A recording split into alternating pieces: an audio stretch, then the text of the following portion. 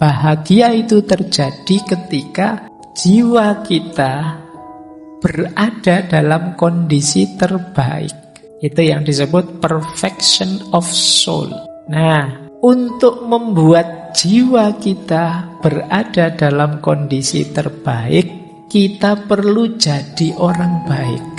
Selama ini mungkin kita menganggap berbuat baik itu manfaat untuk orang lain. Amal soleh itu menguntungkan orang lain. Kalau pakai teorinya Sokrates ini enggak. Perbuatan baik kita itu menguntungkan kita sendiri. Mengaji hening bersama Dr. Fahrudin Faiz. Mari kita simak. Kuncinya etik itu ada pada kebajikan atau keutamaan. Kalau istilah Yunani arete. Arete itu kebajikan yang terletak dalam kondisi jiwa yang optimal. Jadi jiwa kita ini berfungsi optimal kalau dia coraknya kebajikan. Corak kebajikan itu apa? 3. Sadar, tahu, dan rasional. Jadi ini lagi-lagi kuncinya ada pada pengetahuan. Jiwa yang utama itu jiwa yang sadar dan tahu dan rasional. Jadi hidupnya terarah, terpola dan disadari. Ini lawannya arete itu ignorance. Ignorance itu ya kurang ngerti, tidak paham. Meskipun mungkin kamu kalau ceramah daki-daki tinggi-tinggi, tapi kelakuanmu tidak seperti yang kamu ceramahkan, itu kalau versinya Sokrates, kamu belum disebut orang yang ngerti, orang yang paham.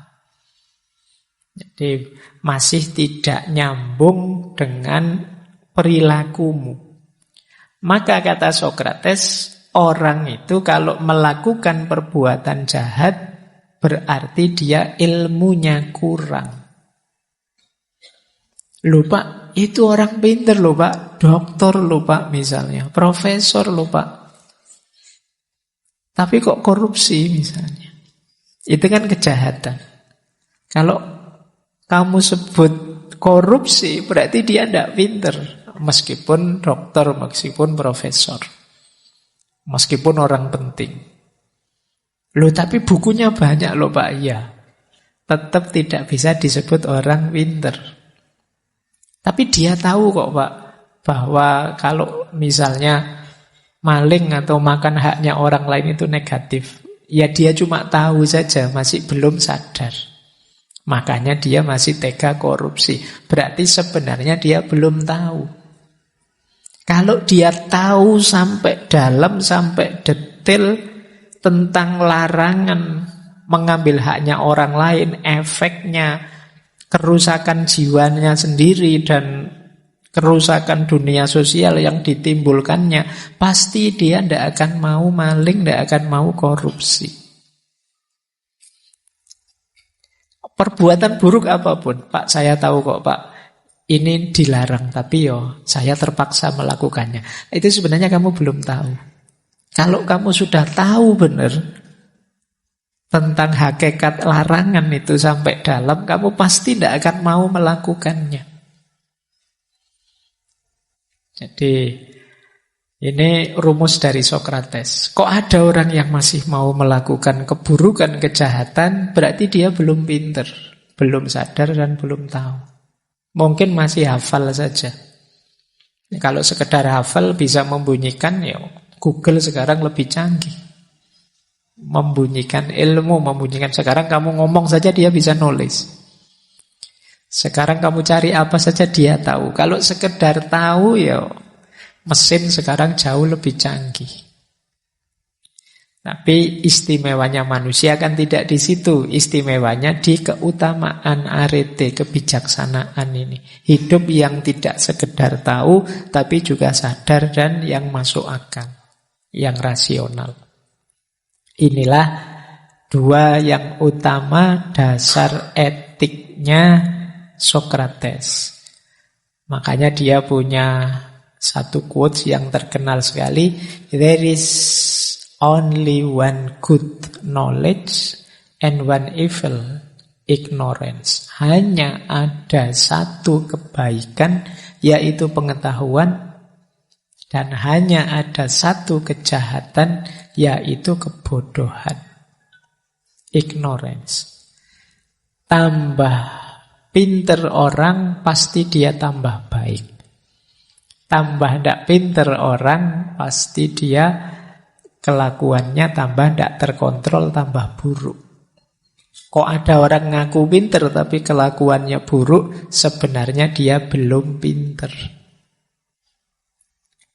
Orang pinter itu kelakuannya baik. Oke, ini rumus ya. Awas jangan dipelesetkan. Orang pinter minum, ya, kau no hubungannya. Itu ya kamu ikuti saja.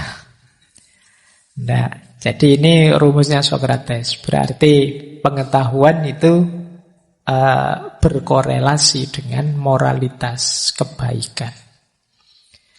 Baik, kita lanjutkan. Nah, ada 3 pertanyaan moral yang dibahas oleh Socrates dari berbagai dialognya.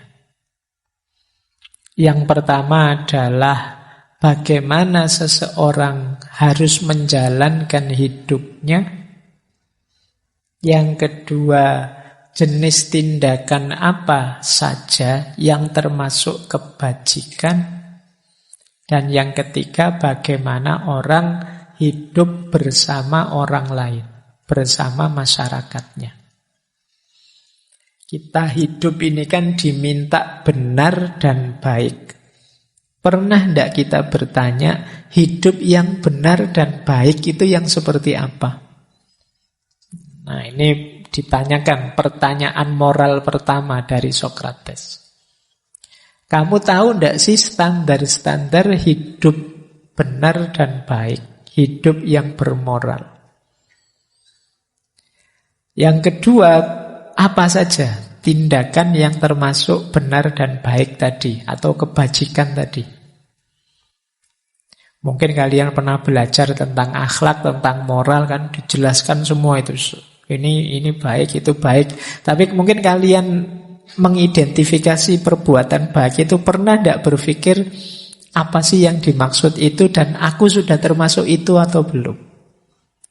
Jujur itu baik. Apa sih jujur itu? Terus aku sudah jujur apa belum? Sabar itu baik dibandingkan pemarah. Loh, aku itu tergolong orang sabar apa orang pemarah? Cirinya apa? Nah, ini Socrates. Jadi kalau kamu ngaku-ngaku, Pak, saya itu penyabar loh, Pak, orangnya. Buktinya apa? Cirinya apa? Sabar itu apa sih? Kamu sering bilang, sabar kan ada batasnya. Ya wis, batasnya sabar itu di mana? Bagaimana? Standarnya orang bisa disebut penyabar itu seperti apa? Bedanya apa sabar dengan takut misalnya? Kadang-kadang kamu sebenarnya takut, tapi kalau ditanya kok kamu tidak berani, saya sabar sajalah. Nah, kita kan campur baur itu yang begitu-begitu. Ini takut apa sabar? Ini marah apa tegas? Mbok kamu jangan marah-marah gitu. Ini bukan marah, ini tegas ini. Kalau macam-macam tak tempeleng kamu. Nah, itu kan kita sering mencampur ini, kita sering tidak kritis. Ayo coba diurai lagi, pasnya gimana wis, standar yang cocok. Oke, kadang-kadang kan kita itu menjustifikasi perilaku kita yang buruk dengan akal kita. Nah, ini yang membuat terus jadi ruwet. Padahal janjinya itu salah, tapi terus kita benarkan sendiri. Kita tidak jujur. Kita tahu itu salah, tapi kita tidak jujur pada diri kita. Ini kalau ketemu Socrates kamu habis mesti. Jadi itu cara dia yang kedua. Dan yang ketiga ya penting juga dipertanyakan hidup bersama orang lain yang baik itu yang seperti apa. Nah, ini yang paling rumit yang nomor 3 ini sebenarnya. Kalau yang awal-awal kan hidup individual kita, karena hidup sosial itu melibatkan subjek yang lain, yang sama powernya dengan kita, sama posisinya dengan kita. Ini tidak sederhana. Ini nanti kalau di Sokrates melahirkan seni namanya politik. Jadi yang paling rumit itu memang tata hidup bersama yang dikenal dengan politik. Nah, meskipun hari ini kan di pikiran kalian kalau saya ngomong politik, bayanganmu kan partai-partai pilihan presiden, pilkada. Padahal yang paling urgent dari politik itu kan ya cara tata masyarakat yang baik. Nah, karena ya sebagian besar hidup kita itu kan berhubungan dengan orang lain. Kalau tata masyarakat kita buruk, kacau, ya kita sendiri nanti yang pontang-panting. Ini banyak dibahas nanti di pandangan-pandangannya Sokrates tentang politik. Baik, kita lanjutkan. Nah, menurut Sokrates, moralitas itu punya dua syarat. Yang pertama reason, yang kedua impartiality. Reason itu nalar, masuk akal. Jadi perbuatan baik itu pasti masuk akal. Berarti apa? Pasti mudah dicari argumen rasionalnya. Cirinya rasional. Tidak ada kebaikan yang tidak masuk akal. Kenapa sih kok kita harus menghargai orang tua? Itu kan menjawabnya mudah sekali. Kenapa kok kita harus jujur, tidak boleh bohong? Itu menjawabnya gampang, masuk akal. Kenapa kita tidak boleh ngambil miliknya orang lain, mencuri haknya orang lain? Itu kan belum dijawab pun rasanya akal sudah bisa menerima kalau kita itu jangan ngambil haknya orang lain. Ini namanya ciri perbuatan moral itu reason. Kok ada satu perbuatan kamu ngakunya moral, tapi ketika ditanya alasannya bulet. Ini sebenarnya baik, Pak, tapi kalau dilihat dari sudut sana, dengan perspektif ini, pakai teori ini, itu baru kelihatan baiknya. Kalau sekilas belum kelihatan, Pak, itu kemungkinan enggak. Terlalu rumit. Biasanya perbuatan baik itu langsung bisa ditangkap dengan akal. Masuk akal sudah. Jadi tidak perlu dipikir rumit. Yang kedua, cirinya perbuatan moral itu imparsial. Berlaku untuk siapapun, kapanpun, dimanapun, tidak memihak. Kalau untuk saya, Pak, boleh bohong, tapi yang lain harus jujur, Pak. Ini namanya tidak imparsial. Jadi ya semuanya sudah. Kalau tidak boleh korupsi, ya semua tidak boleh korupsi. Dan tidak boleh dicari-cari situasi yang membolehkan korupsi. Jadi ini prinsip imparsial. Kapanpun dan dimanapun, pada siapapun, ini bisa diterapkan. Kalau masih milih-milih, menyeleksi dan lain sebagainya, kemungkinan ada pelanggaran moral. Jadi moral itu harus tidak memihak. Harus objektif ruang dan waktunya. Kapanpun, dimanapun, ya hukum itu berlaku. Nah, ini namanya impartiality. Jadi kalau kalian bingung, Pak, yang saya lakukan ini bermoral apa tidak? Pertama-tama coba tanyakan pikiranmu. Masuk akal enggak yang kamu lakukan? Ada kegamangan enggak? Makanya Rasulullah itu kan kalau waktu ditanya dosa itu apa wahai Rasulullah, jawabnya Rasulullah mahaka fi sodrika. Apa yang tergetar membuatmu agak tidak enak, tidak nyaman. Ada yang tidak beres ini. Nah, kalau istilahnya Sokrates ya mungkin ya tidak masuk akal. Ada yang tidak cocok, tidak masuk. Itu kemungkinan dosa. Ya, nanti dilanjutkan oleh Nabi kan ciri kedua, kalau orang lain tahu, kamu malu, kamu tidak suka. Nah, kalau orang lain tahu ini, itu wah saya tidak enak. Itu kemungkinan besar tidak beres itu. Tapi kalau ya biar saja orang lain tahu, tidak masalah, wong saya ini. Nah, itu kemungkinan aman perbuatanmu, bukan sesuatu yang salah atau dosa. Ini bagi orang normal ya. Karena kadang-kadang ada yang tidak normal itu, perilaku memalukan ya dipamer-pamerkan. Nah, ini sudah memandangnya khusus. Tapi secara normal perilaku bermoral itu pasti masuk akal, nyaman dilakukan. Siapapun tahu kita tidak malu. Tapi kalau tidak masuk akal, kita melakukannya maju mundur, ragu-ragu, dan kita malu kalau orang lain tahu, kemungkinan tidak beres. Nyontek misalnya, itu kan kamu tidak tenang. Apa ada mahasiswa ujian nyontek terus santai, mumpung bisa nyontek, enggak, kan mesti dia, ini harus cepat selesai, ini sebelum ketahuan kan gitu. Dia tidak mau orang lain tahu. Kalau orang lain tahu gelisah. Nah, itu kemungkinan salah. Jadi kamu tidak perlu nyari, Pak, ayat Qur'annya apa ya dilarang nyontek, itu susah. Kamu rasakan saja. Begitu kamu merasa ini tidak pas, tidak nyaman, orang lain tahu mesti saya malu. Nah, ini kemungkinan keliru, perbuatan yang salah. Karena memang prasyaratnya moralitas itu dua, reason dan impartiality. Baik, kita lanjutkan. Nah, di situ Sokrates nanti bilang bahwa sistem moralitas yang didasarkan pada nilai-nilai emosional sementara itu hanyalah ilusi belaka, konsep yang kasar yang tidak masuk akal dan tidak ada benarnya. Jadi moralitas itu tidak bisa didasarkan pada sentimen kita, suka dan tidak suka kita. Kita kan itu sering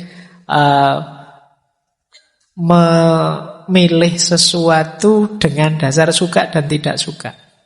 Ini kan dasarnya emosi. Kata Sokrates, tidak masuk akal yang seperti itu. Kebaikan itu ya dasarnya pengetahuan, bukan emosi.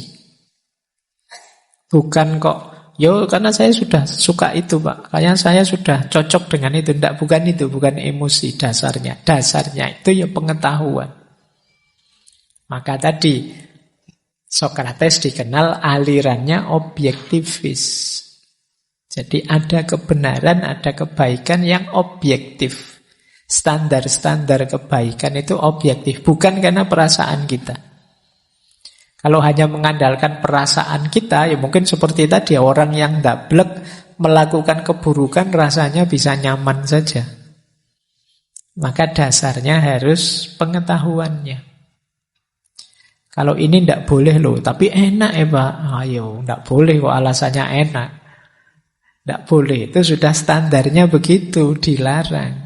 Jangan nyari enaknya saja, senengmu saja.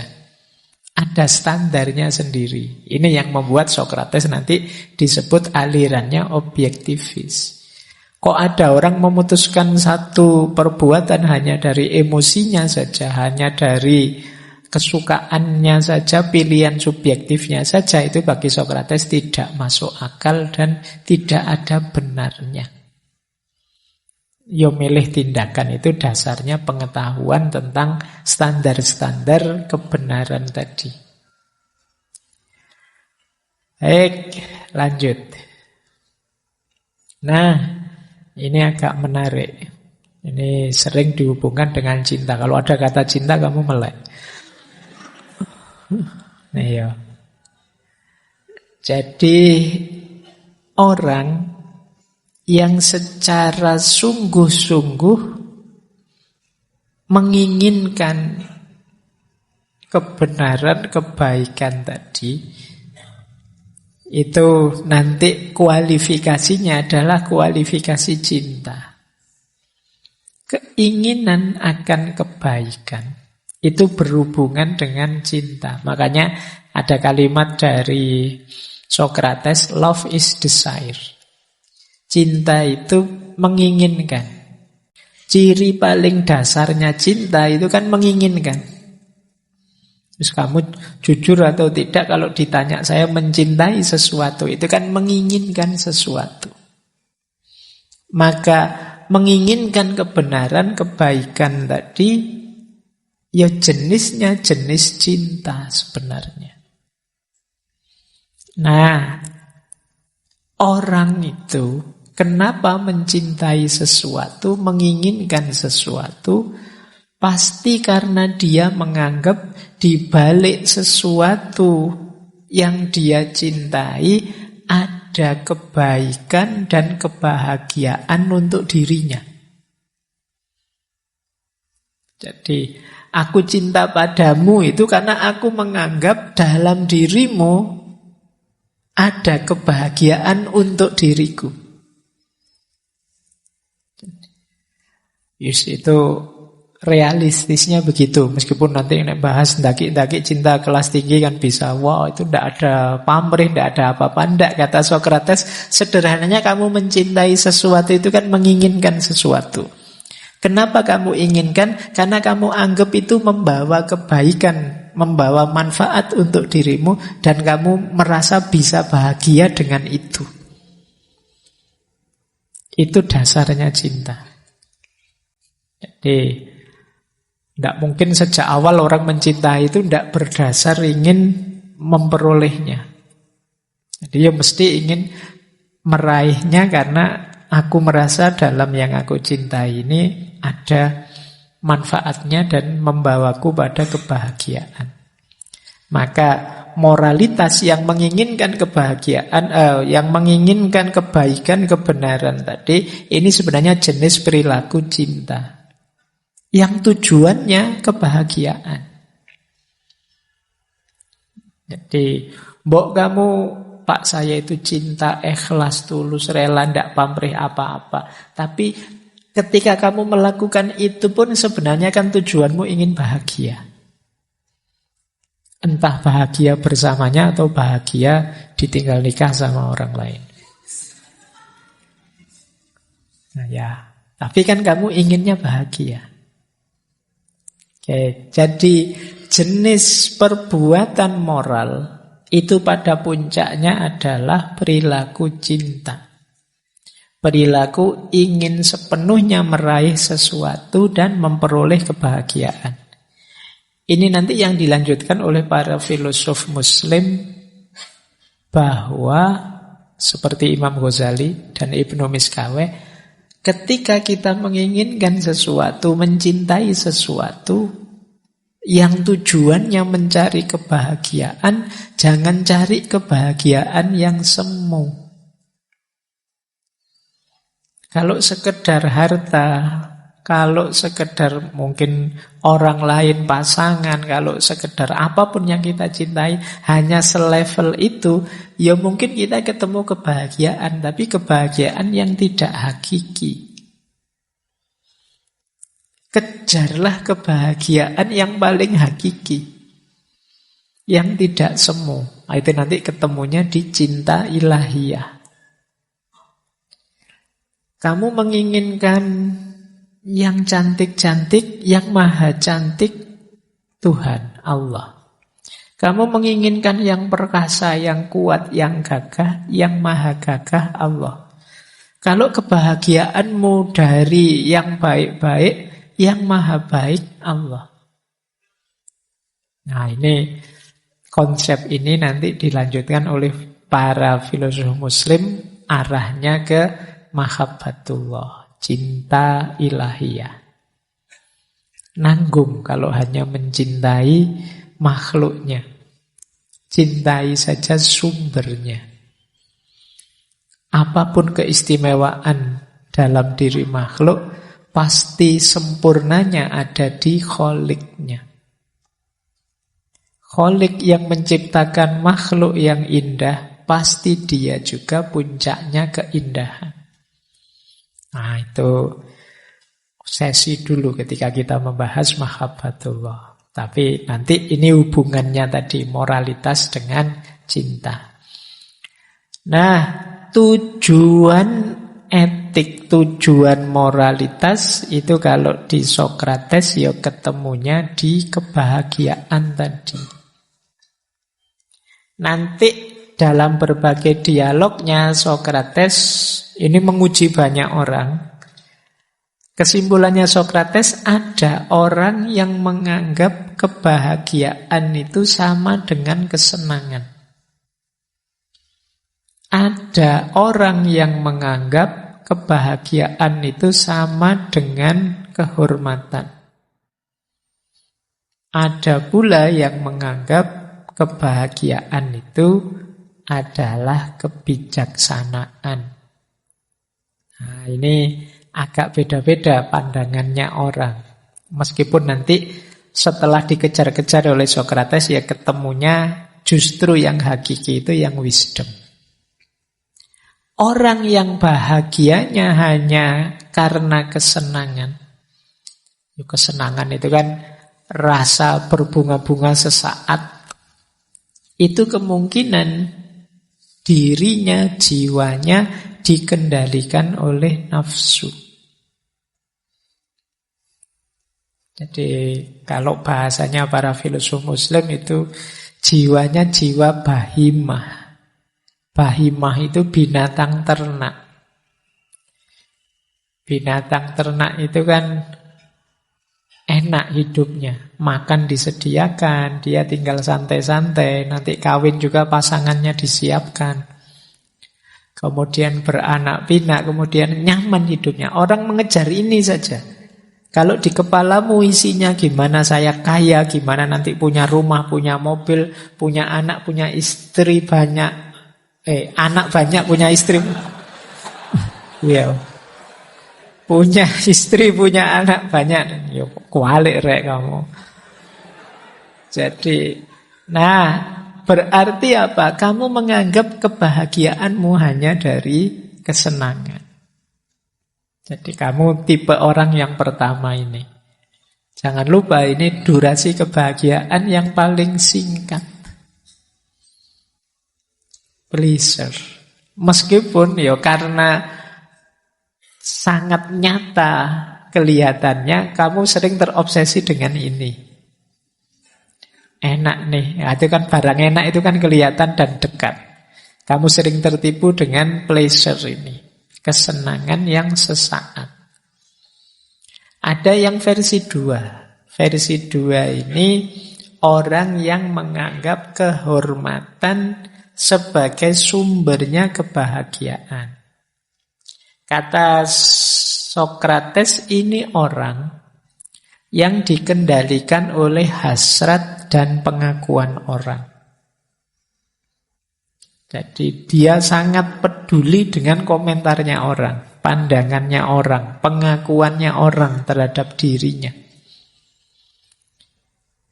Kalau bahasanya para filosof Muslim, orang yang menganggap kehormatan level 2 ini sebagai sumber kebahagiaan, itu jenis jiwanya adalah jenis sabuiyah, sibak.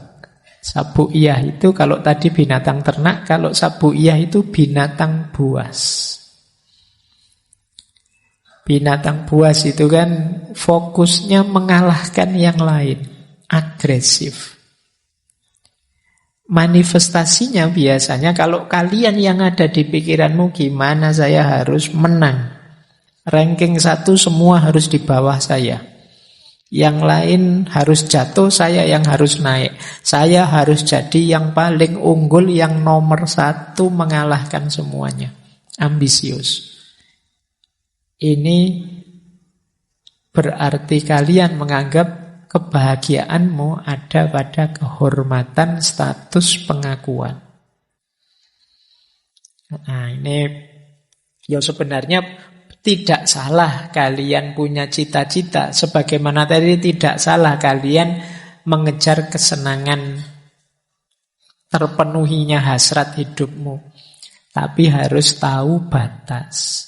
Kalau hanya mikir itu saja, fokus ke situ saja, ya kamu kehilangan banyak dalam hidupmu. Karena hidup isinya tidak hanya itu. Kalau kamu hanya mengejar pengakuan orang saja, ada banyak sekali dimensi hidupmu yang lain yang akan terbengkalai. Padahal mungkin di situ juga terletak sumber-sumber kebahagiaanmu. Maka kalau bisa Jangan menumpukan kebahagiaan pada pleasure and honor. Pada kesenangan dan kehormatan, tumpukan saja pada yang ketiga, wisdom.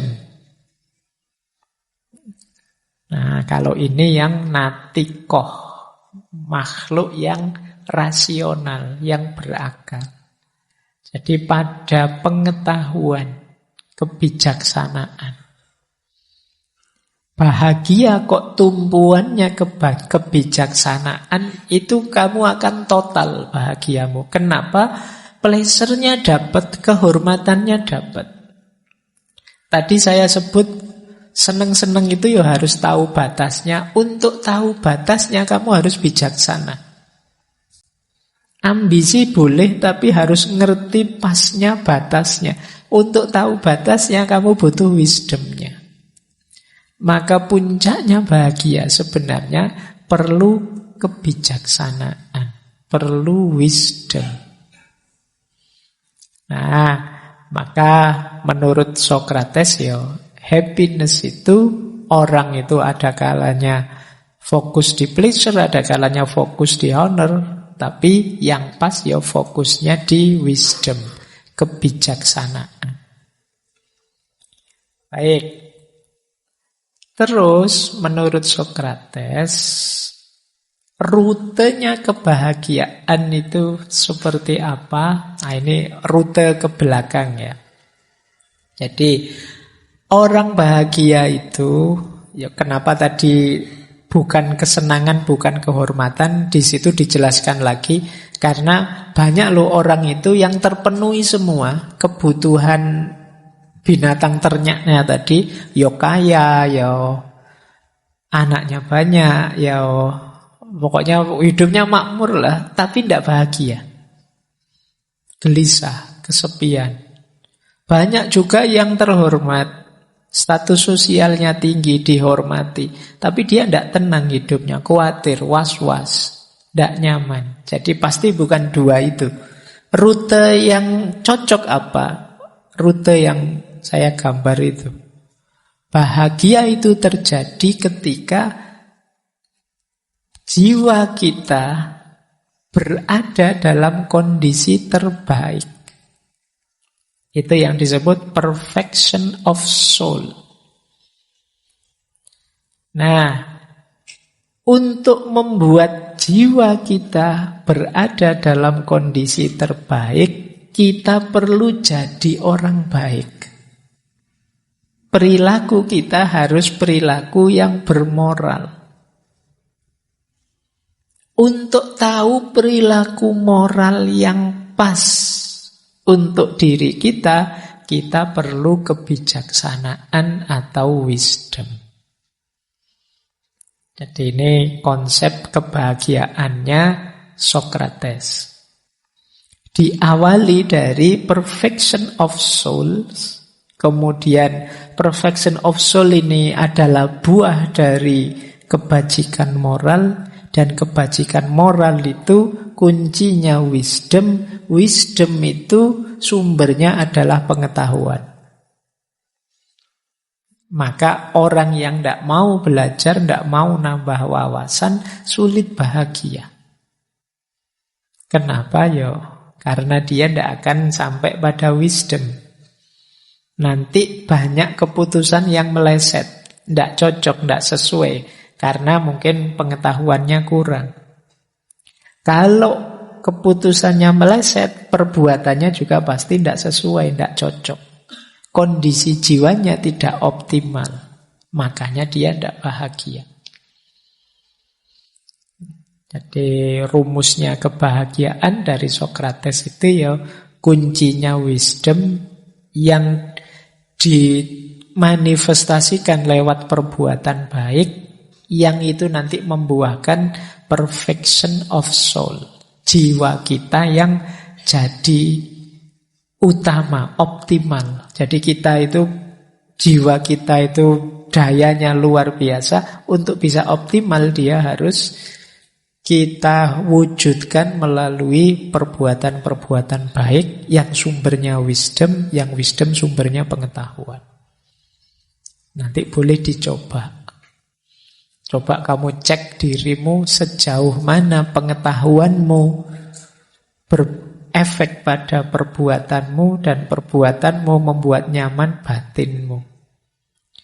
Semakin tinggi pengetahuan, semakin puas rasa batinmu. Nah, ini bahagia yang lebih hakiki dibandingkan bahagia kesenangan-kesenangan sementara, kehormatan, pengakuan. Kalau kalian mengalami perfection of soul ini, komentar-komentarnya orang, kritiknya haters, itu tidak terlalu penting lagi. Kita sudah nyaman, puas dengan diri kita. Kenapa kok kita sering gelisah? Itu karena biasanya kita belum puas dengan diri kita, maka kita mencari keluar kemana-mana. Akhirnya hanya gelisah. Makanya kan kadang banyak cerita-cerita ini orangnya terkenal, kaya raya, sering main film, banyak main drama, kok tiba-tiba bunuh diri misalnya. Itu dia gelisah. Dalam dirinya tidak mengalami tadi perfection of soul. Nah, ini argumennya Socrates ini mungkin menarik kalau teman-teman ditanya orang, kenapa sih kita harus berbuat baik? Jadi selama ini mungkin kita menganggap berbuat baik itu manfaat untuk orang lain. Amal soleh itu menguntungkan orang lain. Kalau pakai teorinya Socrates ini enggak. Perbuatan baik kita itu menguntungkan kita sendiri. Karena disitulah terjadi perfection of soul. Kondisi jiwa kita jadi optimal. Akhirnya kita nyaman, kita tenang, tidak gelisah lagi. Terima kasih sudah menyimak. Semoga channel Mengaji Hening bersama Dr. Fahrudin Faiz selalu bisa memberikan ilmu, motivasi, dan kebermanfaatan. Salam sehat dan bahagia.